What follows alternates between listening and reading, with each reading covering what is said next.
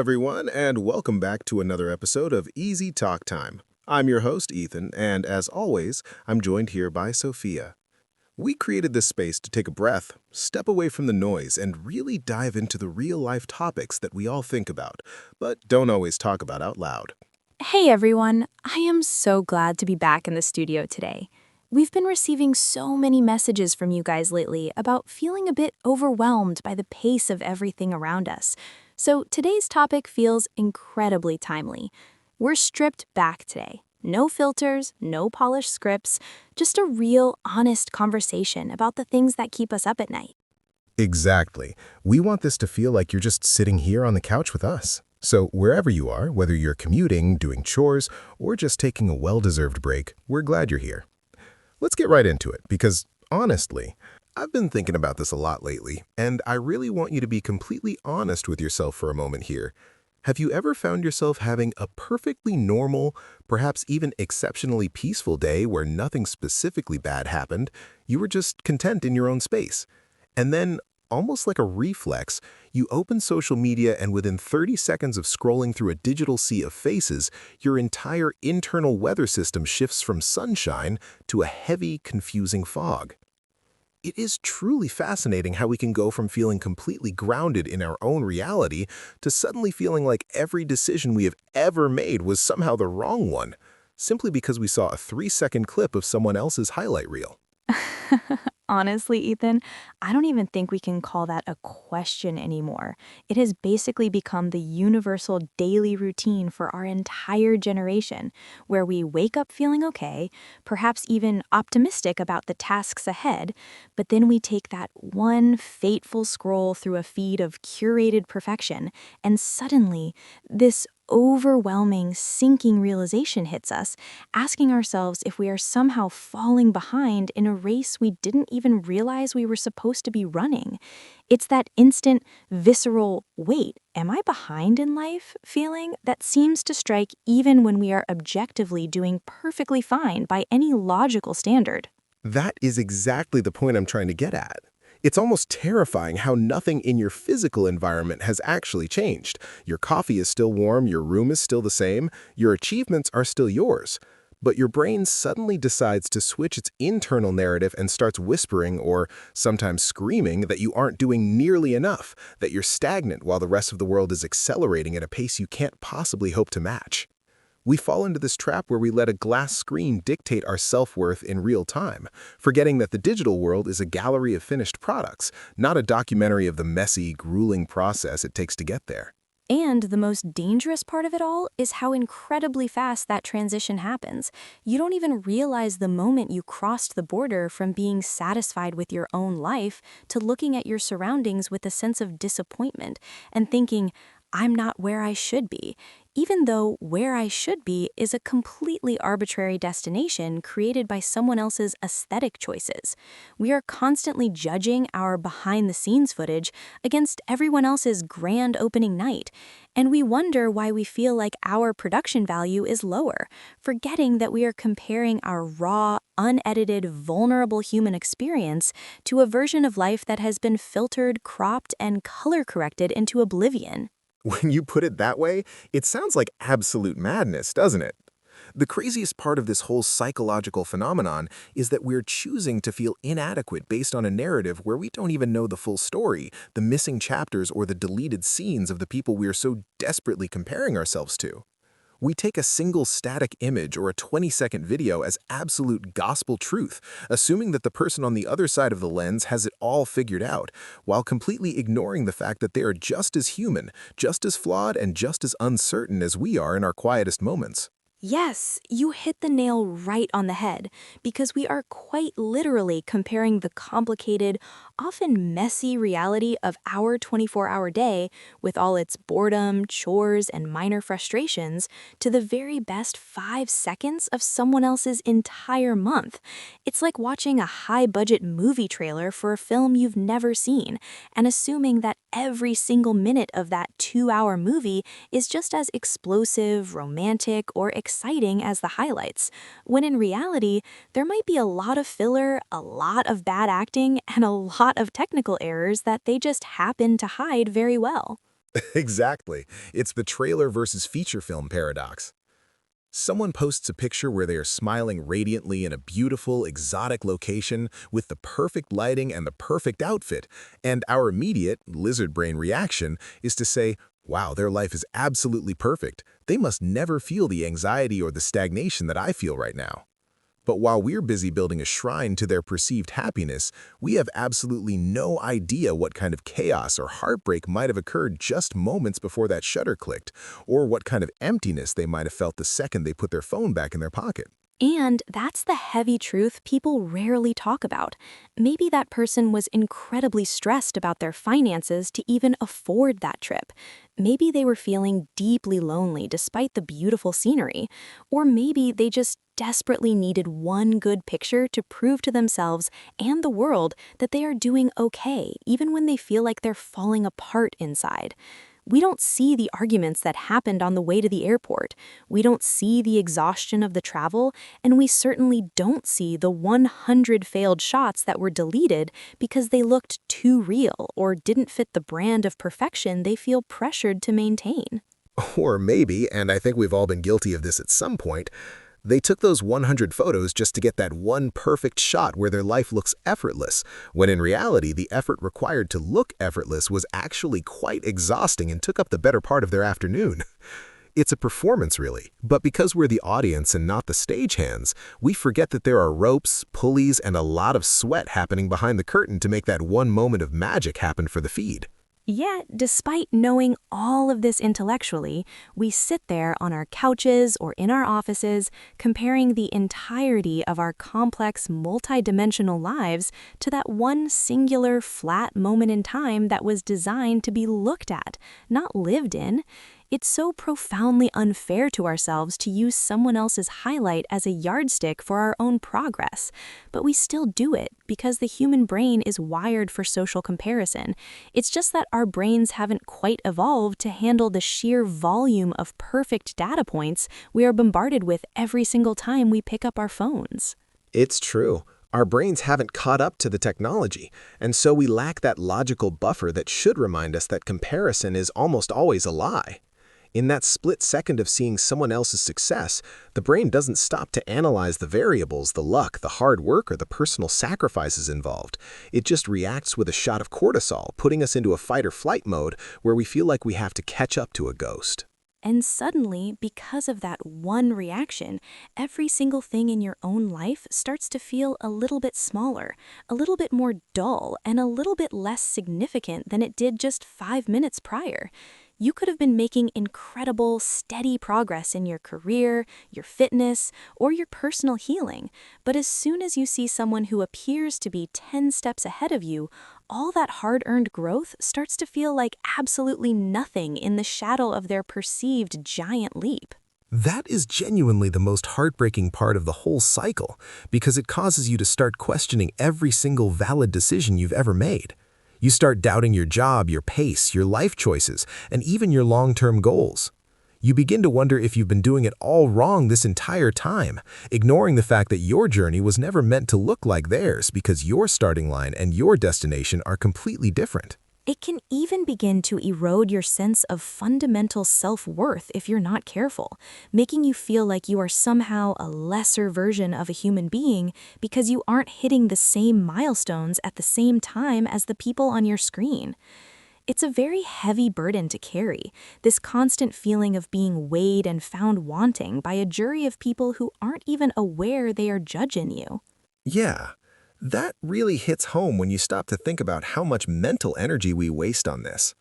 And you know what's truly strange about the human ego?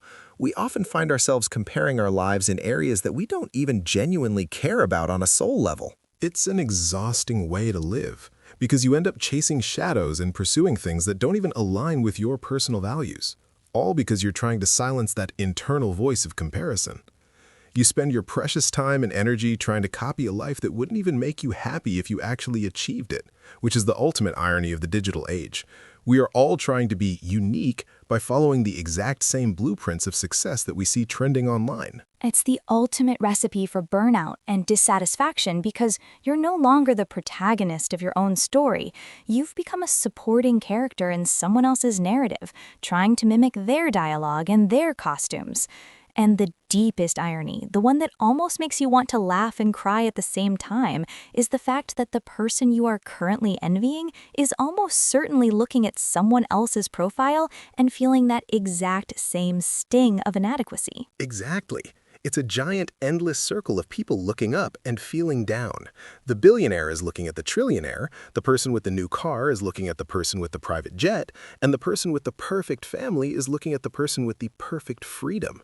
We are all essentially feeling behind at the exact same time, which proves that the feeling of being behind isn't a reflection of where we are in life. It's just a reflection of our perspective. When you say it like that, it sounds almost comical, doesn't it? It's this massive global game of the grass is greener, and we are all so busy staring at the neighbor's yard that we're letting our own beautiful garden wither from neglect. I've come to believe that comparison doesn't really have anything to do with our actual reality or our actual achievements. It's just an outward expression of our deepest, most quiet insecurities looking for a place to land. And it thrives on a total lack of context. We see the final polished outcome, the award, the wedding, the house, the vacation, but we never see the grueling, unglamorous journey that took place in the dark. We see the success that is shouted from the rooftops, but we are completely blind to the silent struggles, the late nights, the rejections, and the moments of pure, unadulterated doubt that paved the way to that singular moment of triumph. We see the wide, confident smiles in the photos, but we don't see the crushing stress, the sleepless nights, or the therapy sessions that might be happening behind closed doors. We see the results of 10 years of disciplined work, and then, for some reason, we have the audacity to compare it to our own day 1 or our own month 6, and we feel like failures because we're not at the finish line yet. It's like trying to compare the very first step of your hike to someone who is already standing at the summit and taking in the view. Of course it's going to feel unfair, and of course you're going to feel tired, but you're comparing two completely different stages of the journey. But we do it anyway, over and over again, because it's much easier to look at a picture and feel jealous than it is to sit down and do the difficult work of understanding the sheer scale of human experience. And social media is essentially the perfect fuel for this fire because it is designed to show us the highlights while filtering out the humanity.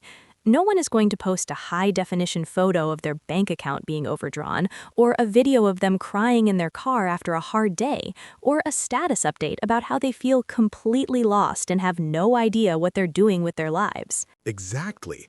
No one posts their breakdowns, their messy breakups, or the moments where they feel like a total fraud.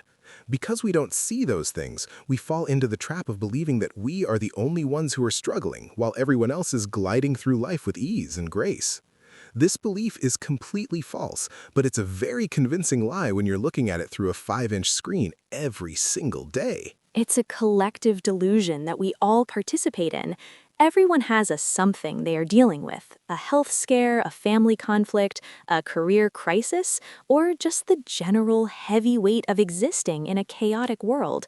But we only see the polished version of their story, and then we have the cruelty to judge our own messy version against their clean one. I've realized over the last few years that comparison is essentially a thief. A very quiet, very clever thief that sneaks into your house in the middle of the night and steals your peace without you even realizing it's gone.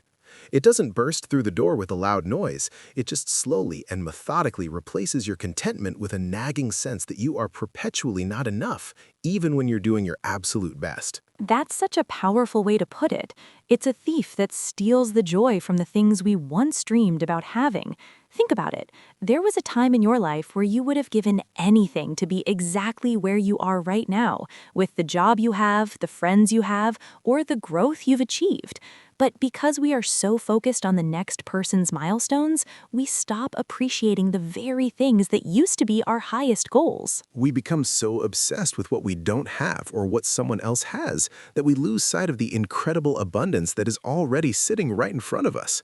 It's like running on a high-speed treadmill. You're moving faster and faster, your heart is pounding, you're putting in all this effort, but you never actually get anywhere. And you never feel the satisfaction of reaching a destination because the horizon just keeps moving. So then the real question we have to answer is, how do we actually deal with this in a world that is practically designed to keep us comparing? I don't think it's possible to completely stop the feeling because we're social creatures, and it's a very natural human instinct to look around at our peers. I agree. You can't just flip a switch and turn off thousands of years of evolution, but you can certainly become intensely aware of the process as it's happening. Awareness is the first and most important line of defense. It's about catching yourself in the act of comparison and realizing that you're currently engaging in a fantasy, not a factual analysis of your life. Yes, that's it. Next time you catch yourself spiraling because of a post or a story, just hit the pause button on your thoughts and ask yourself that one fundamental question. Do I actually know their full story? And if you're being honest, the answer will almost always be a resounding no. You don't know their sacrifices, you don't know their pain, and you don't know their private battles. And as soon as you admit that you don't have the full context, the power of that comparison starts to dissolve because you realize you're comparing yourself to a ghost, a fictional character. You have to remind yourself as many times as it takes that everyone is operating on a completely different timeline and that there is no universal due date for success, happiness, or stability. There is no fixed age where you must have certain things, and there is no single path that everyone has to follow to be considered successful. Some people find their calling at 20, some at 50, and some change their minds every decade. And all of those paths are completely valid and beautiful in their own way. If you're listening to this and feeling behind, I just want you to hear this. Your life is not late. It is not a failure. It is simply different. It is your own unique sequence of events, and trying to force it into someone else's template is only going to lead to frustration. Your journey is yours alone, and that is actually what makes it valuable. And let's be honest, Ethan, if we all actually succeeded in copying someone else's life perfectly, the world would be an incredibly boring, monochromatic place. Our messiness, our delays, our detours, and our unique struggles are the very things that give us character and depth. So maybe the goal shouldn't be to stop comparing, but to start understanding. Understanding ourselves, our own unique pace, and our own specific needs, rather than adopting the needs of a stranger on the internet. Because at the end of the day, the only person you are truly in competition with is the person you were yesterday. And as long as you're growing, learning, and staying true to your own values, that's enough. In fact, it's more than enough. It's a triumph. So the next time you find yourself scrolling late at night and you feel that familiar weight of inadequacy starting to settle in your chest, just take a deep breath and remember that you are comparing your complex, living, breathing, real-time life to someone else's carefully edited, frozen moment in time. And that is never, ever going to be a fair comparison. So take it slow. Be much kinder to yourself than you think you need to be. And that brings us to the end of today's conversation. We hope this gives you a little more peace the next time you find yourself scrolling. Thank you for spending your time with us here on Easy Talk Time. We'll be back with more real talk in the next episode. Until then, take care of yourself. If you enjoyed this, subscribe to Easy Talk Time and keep learning English with us.